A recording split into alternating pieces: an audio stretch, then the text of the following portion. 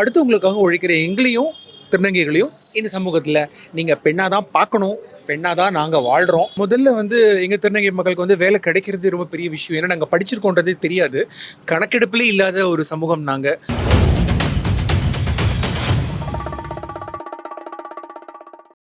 நான் வந்து டாக்டர் மதுமிதா கோமதி நாயகம். Okay ma'am. இந்த அவார்ட் ஃபங்க்ஷன் வந்து தொடர்ந்து 6th இயராக இதை வந்து நடத்துகிறாங்க. தங்கமகள் அவார்ட்ஸ் 2025. இதை பற்றி என்ன நினைக்கிறீங்க?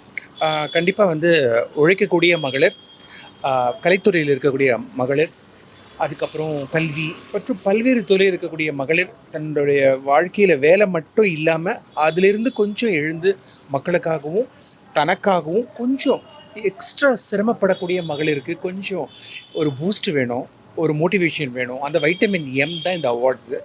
அந்த தங்க மகள்களை நிச்சயமாக இந்த வைரங்கள் மாதிரி இருக்கக்கூடிய ஆண்கள் கைத்தட்டி மகிழ்ந்து பாராட்டி உபயோக செய்யக்கூடிய ஒரு அற்புதமான திருவிழா தான் இந்த தங்க மகன் விருது 2025 நான் நினைக்கிறேன். இந்த தங்கமகள் விருது 20 நீங்களும் ஒரு தங்கமகளாக இருக்கிறதுல நீங்கள் எவ்வளோ? பெண் அப்படின்னு சொன்னால் அது வெறும் உடல் சார்ந்த விஷயமாயிடும்.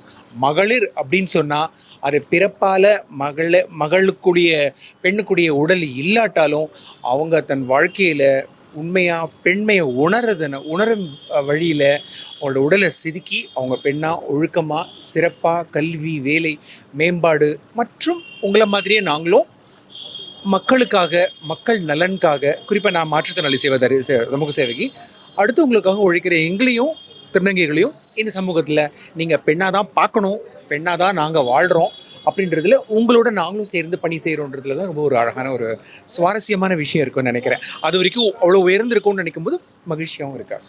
நீங்கள் என்ன கேட்டகரியில் மேம் இந்த அவார்டு வாங்கியிருக்கீங்க? இது வந்து சிறந்த சமூக பங்களிப்பாளர், best contributor award, social contributor award.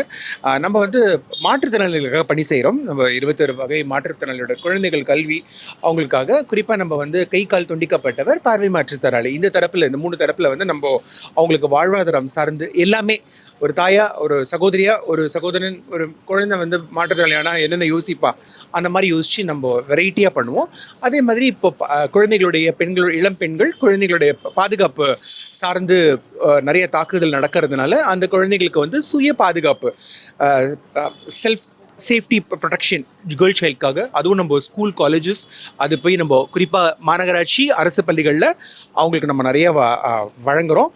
அது மட்டும் இல்லாமல் கவுன்சிலிங் நம்ம கொடுக்குறோம். அது மாதிரி திருநங்கைகளுக்காக பணி சார்ந்த விஷயங்களுக்கான உள்ள ஆற்றுப்படுத்துதல் அதுவும் நம்ம பண்ணுறோம்.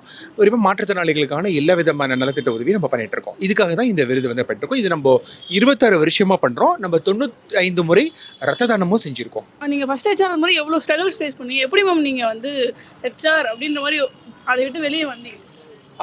முதல்ல வந்து எங்கள் திருநங்கை மக்களுக்கு வந்து வேலை கிடைக்கிறது ரொம்ப பெரிய விஷயம். ஏன்னா நாங்கள் படிச்சிருக்கோன்றதே தெரியாது. கணக்கெடுப்பிலே இல்லாத ஒரு சமூகம் நாங்கள். கலைஞரையாக தான் எங்களை முதல்ல வந்து கணக்கெடுப்பு இவங்க மனிதர்கள் தான் உங்களை மாதிரி வாழ்கிறாங்க அப்படின்னு ஒரு கார்டு கொடுத்து நாங்களும் மனுஷங்க தான் அப்படின்னு முதல்ல இந்திய அரசும் அரசியலமைப்பு சட்டமும் ஏற்றக்கூடியதை அம்பேத்கர் ஐயா சொன்னதை நல்லா கரெக்டாக தெளிவாக உள்வாங்கி புரிஞ்சுக்கிட்டு கலைஞரை எங்களுக்கு அடையாளம் கொடுத்தாங்க. அதை வச்சு நாங்கள் கல்வியில் சமத்துவமாக உங்களுக்கு இணையாக நாங்களும் படித்து முன்னேறது வரும்பொழுது திருப்பிய வேலை வாய்ப்பு கிடையாது, ஏன்னா சட்ட ரீதியான அங்கீகாரம் கிடையாதுன்றப்போ ரொம்ப கஷ்டம். நானே ஒரு 67 நிறுவனங்கள் ஏறி இறங்கி திட்டு வாங்கி அடி வாங்கி அந்த செக்யூரிட்டி என் கழுத்தை பிடிச்சி தள்ளி ரெஸ்யூமை கிழிச்சு போட்டு எல்லாம் பண்ணாங்க. 28வது ஆணுக்கு தான் தோணிச்சு போல இருக்குது இவ்வளோ பெண்டான்னு.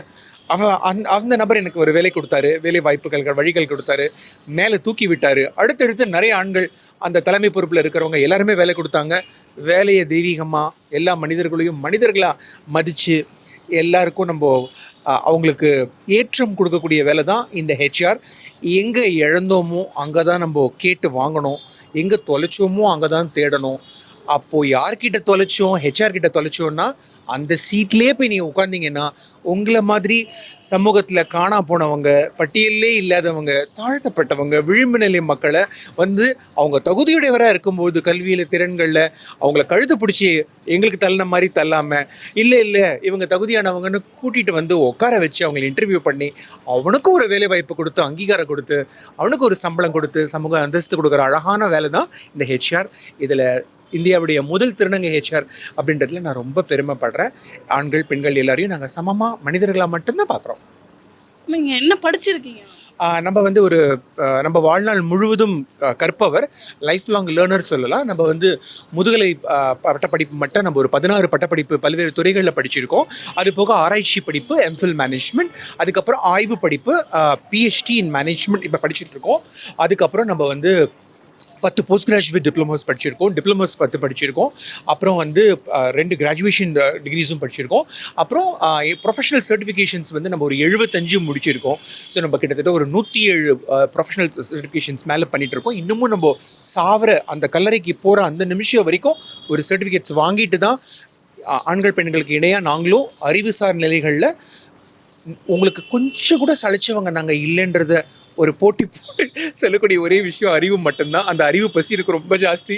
அதனால் தொடர்ந்து கட்டுகிட்டே இருக்கணும்.